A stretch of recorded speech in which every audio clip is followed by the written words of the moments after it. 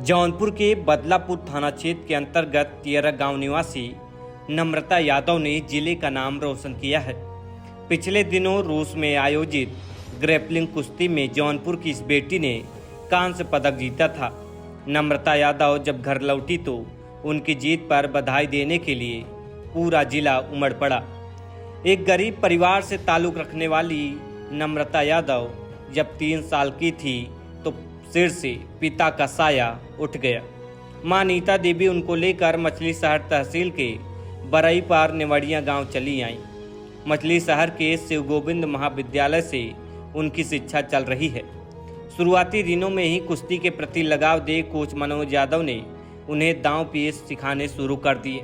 इसका नतीजा ये निकला कि वीर बहादुर सिंह पूर्वांचल विश्वविद्यालय की तरफ से नम्रता यादव ने लगातार 4 बार गोल्ड मेडल जीते।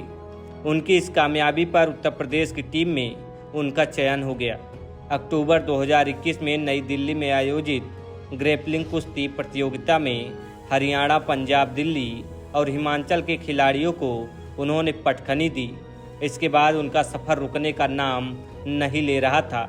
हालांकि आर्थिक संकट उनके लिए सबसे बड़ा रोड़ा था। सपने तो ऊंचे थे लेकिन जेब खाली थी।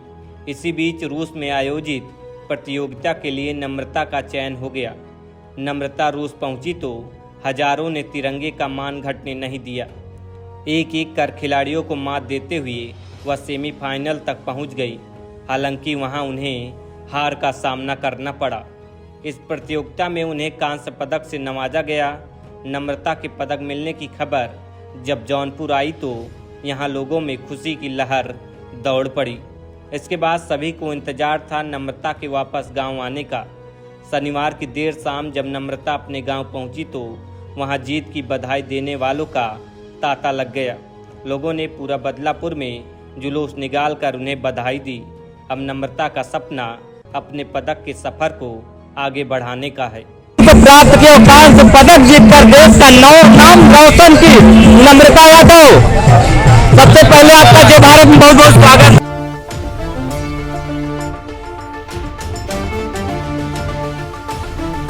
नमस्कार, मैं हूं प्रमोद गुप्ता और आप देख रहे हैं जय भारत न्यूज। जौनपुर की बेटी रूस से कांस्य पदक जीत कर आ चुकी है नम्रता यादव। आप देख सकते हैं यहाँ पर रोड शो हो रहा है और बधाई देने वालों का तांता लगा हुआ है।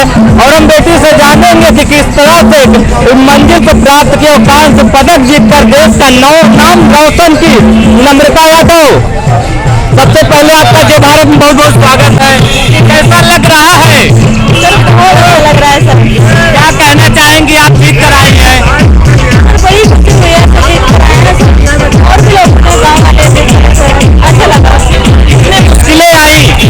मुश्किलें तो सर बहुत आई हैं, सबका सामना करते हुए सर आज हम करते हैं। आगे कहाँ तक पहुँचना चाहती हैं नम्रता यादव? सर सपना तो सर ओलंपिक का है और वहाँ तक पहुँचना है। ये जीत का श्रेय किसे देंगी? सर मैं अपने कोच को देती हूँ सर और अपने घर वालों का। तो आप देख कैसा लग रहा है नम्रता जी? सबसे पहले आपका जय भारत में बहुत बहुत स्वागत है। जी सर, धन्यवाद सर। क्या कहना चाहेंगी? जीत गई हैं, कांस्य पदक जीत कर ला रही हैं, क्या कहना चाहेंगी? जी सर, पहले तो सर मेरा पहला इंटरनेशनल मैच था ये और हमें सर बड़ी खुशी हुई है कि हम कोई ना कोई मेडल तो लेके आए हैं सर। सर विदेशी धरती पर सर पहली बार गए थे।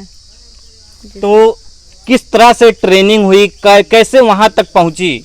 एक बड़ी बात होती है वहां तक पहुंचने में। जी सर, जो मेरे कोच है मैं उनके द्वारा पहुंची हुई सर। हम 2017 से ही गेम स्टार्ट किए हैं। उसके पहले हम किक बॉक्सिंग करते थे, फिर 2 साल से हम ग्रैपलिंग स्टार्ट किए हैं और मेरा नेशनल हुआ, उसमें गोल्ड था। फिर ऑल इंडिया यूनिवर्सिटी हुई, उसमें गोल्ड था। तो फिर मेरा सिलेक्शन हुआ टीम इंडिया में इंटरनेशनल मैच में। तो ये मेरा पहला टूर था सर इंटरनेशनल। एक लड़की के लिए कुश्ती खेलना बड़ा ही मुश्किल भरा है, क्योंकि जहां समाज में आज भी गांव में दकियानुसी विचारधारा आज भी है। तो कहीं न कहीं हमें लगता है कि कैसे अपने इन सब कुछ सिचुएशन को संभाला, कैसे परिवार को मना पाएंगे, गांव वालों को क्या कहेंगे? सर ये अब तो सर काफ़ी लोग पढ़े लिखे हो गए हैं सर, ऐसी ज़्यादा तो प्रॉब्लम नहीं आई है। तो जब हम गेम करने गए थे तो मामा से पूछे, सर ने बोला गेम करना है, तो मैंने बोला हाँ सर।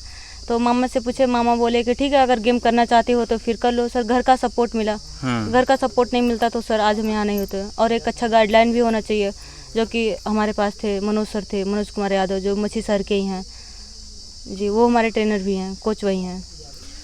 जहां एक तरफ देखा जाता है विदेश में जो बच्चों खिलाड़ियों को पूरी सुविधाएं दी जाती है, उनको प्रॉपर ट्रेनिंग दी जाती है, क्या लगता है कि हमें किस तरह से खेल में और बदलाव करने की ज़रूरत है, ट्रेनिंग और देने की ज़रूरत है, सुख सुविधाओं का जो सुविधाएं हैं वो खिलाड़ियों को प्रॉपर मिले, उसके लिए क्या कहना चाहेंगे? जी, हमारे यहाँ तो उतना अवेलेबल नहीं है, जो जितना आता है तो सर हमारे काफ़ी चीज़ का व्यवस्था करते हैं, ऐसा नहीं है तो इसे मतलब कि आप कहना चाहेंगी आपको प्रॉपर सुविधाओं जो मिलना चाहिए वो नहीं मिल पा रहा है। आपको एक बात और बता दें, यहाँ से जो खेल मंत्री हैं राज्य सरकार में, वो गिरीश चंद यादव हैं, तो हम उनसे कहना चाहेंगे कि आखिर ये इस बेटी को आप सुविधाएं मुहैया करवाइए, ताकि आप जनता का पैसा जो जनता के हित में जाए, इन खिलाड़ियों के हित में जाए, ताकि ये देश के लिए गोल्ड मेडल जीत सके, देश के लिए सिल्वर मेडल जीत सके। लोग चाहते तो हैं देश की जो बेटी है गोल्ड मेडल जीत के आए, लेकिन जब उनके सुख सुविधाओं की बात आती है तो कहीं न कहीं कमी रह जाती है। हमने सुना कि आपके पास पैसे भी नहीं थे वहाँ रूस जाने के लिए भी, तो कहाँ से अरेंज हो पाया? जी सर, हमारे पास थोड़ा आर्थिक स्थिति उतनी अच्छी नहीं है सर, तो जो हमारे कोच हैं मनोज कुमार यादव, उनके द्वारा हमें ये सब आम लोगों से, आम जनता से ये सब पैसा मिला। और जो मछली शहर की जो विधायक है रागनी सोनकर, वो रेड सोसाइटी से हमें 20,000 रुपये की व्यवस्था कराई थी। एक और बड़े ही शर्म की बात है, जिस जिले में राज्य मंत्री खेल मंत्रालय से हो, वहां पे आम लोगों से चंदा मांग करके एक बेटी रूस जा रही है। कितने शर्म की बात है। हम गिरीश चंद यादव आपसे कहना चाहेंगे कि आगे ऐसी कोई घटना ना हो, आगे ऐसी कोई बात ना हो। आप खेल मंत्रालय से मंत्री हैं, इसलिए आपको युवाओं के बारे में सोचना चाहिए, ताकि ये बच्चे अगर इनको रूस जाना है तो जा सके, अगर इनको कोई सुविधाएं चाहिए तो सुविधाएं मुहैया करा सके।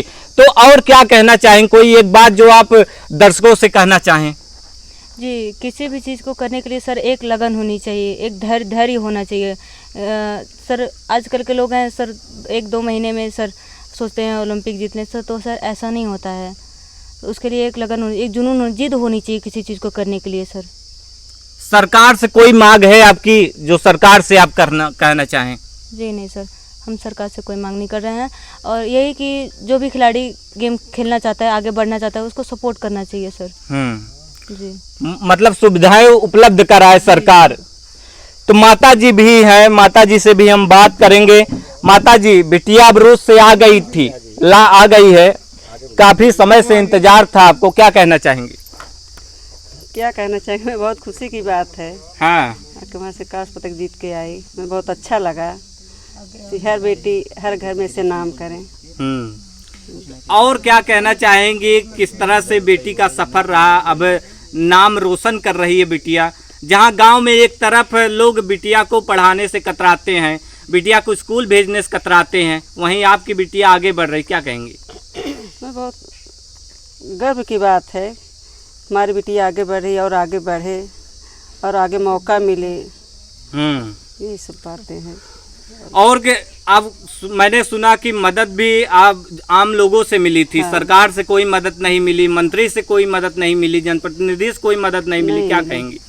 तो नहीं मदद नहीं मिली तो क्या कहें। और भी परिवार के लोग हैं। माता जी, बिटिया रूस से आई है कांस्य पदक जीतकर, क्या कहेंगी?